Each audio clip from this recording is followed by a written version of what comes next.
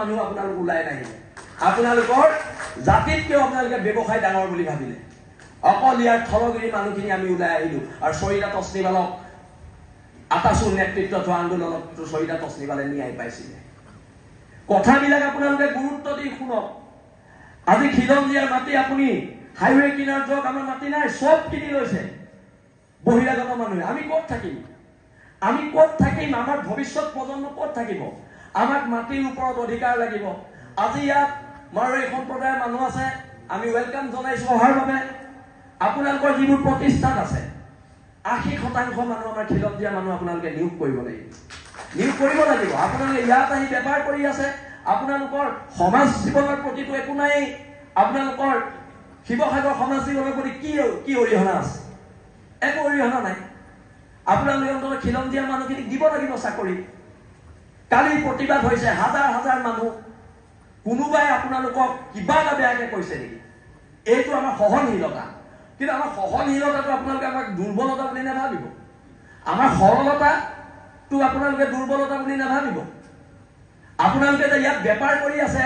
কেলে বেপাৰ কৰি থাকিব পাৰিছে জানে অসমীয়া মানুহ অতিথি পৰায়ণ অসমীয়া মানুহ সহজ অসমীয়া মানুহ সৰল সেইকাৰণে পাৰিছে কিন্তু আমাৰ সৰলতাটোক আপোনালোকে আমাক ভয়াটো বুলি নাভাবিব এতিয়া ৰমেশ পেগু ডাঙৰীয়া আছে কালি মোৰ এগেইনষ্টত এজন মানুহে গুৱাহাটীত কেছ দিলে তেওঁ আপোনালোকে 2টা পিএছও দি দিলে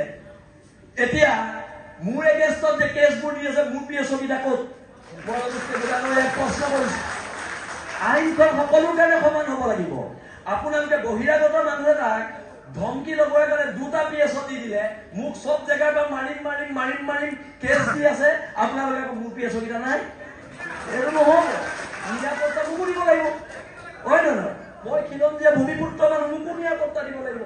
আপোনালোকে যদি ৰাজস্থানৰ মানুহজনক নিৰাপত্তা দিছে আৰে ভাই মোক নিৰাপত্তা লাগিব ৰমেশ পেগু ডাঙৰীয়া মোৰ অধিকাৰ হয় এইটো আপোনালোকে এতিয়া মই এটা সৰু প্ৰশ্ন কৰোঁ মই যদি ৰাজস্থানত গৈ এজন ৰাজস্থানী মানুহৰ বিৰুদ্ধে এফআইআৰ দিওঁ মোক ৰাজস্থান চৰকাৰে 2টা পিএছও দি পঠিয়াব নেকি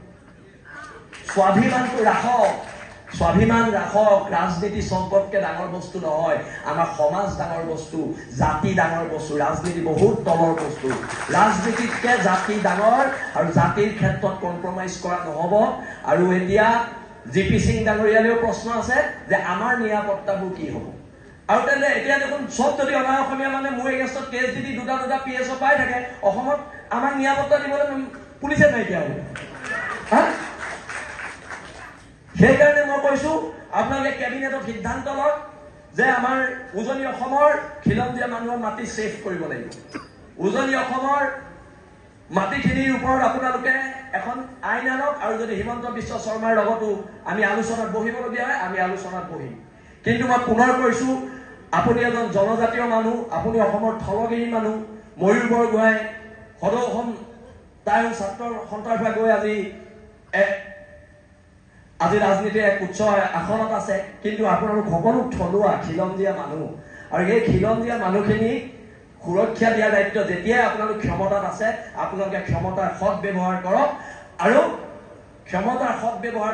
খিলঞ্জীয়া মানুহক অধিকাৰ দিয়ক বহুতো দল সংগঠন আছে তেওঁলোকৰ ক'বলগীয়া আছে